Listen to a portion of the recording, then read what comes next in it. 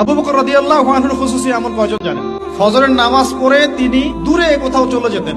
উমর রাদিয়াল্লাহু আনহু একদিন ফলো করছেন, যায় কোথায় এই মানুষটা, ফলো করতে করতে করতে করতে দেখলেন দূরে একটা বৃদ্ধা মহিলার ঘর আছে, অনেক দূরে, কাম্পঙ্গের মতো।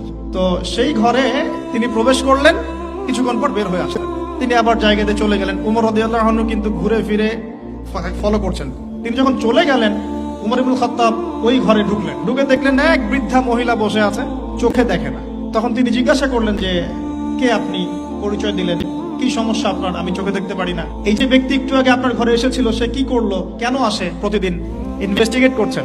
তখন ওই বৃদ্ধা বলছেন, এক ব্যক্তি আসে প্রতিদিন ফজরের পরে, এসে আমার ঘরের কাজকর্ম করে দিয়ে যায়, আমি জানি না সে ব্যক্তিকে, আল্লাহ তার ভালো করুক। উমর রাদিয়াল্লাহু আনহু তখন চোখ দিয়ে দরদর করে পানি পড়তে লাগলো আর বলতে লাগলেন যে হে মুসলিম জাহানের খলিফা, আপনি পরবর্তী খলিফাদের জন্য রাস্তা কতই না কঠিন করে দিলেন।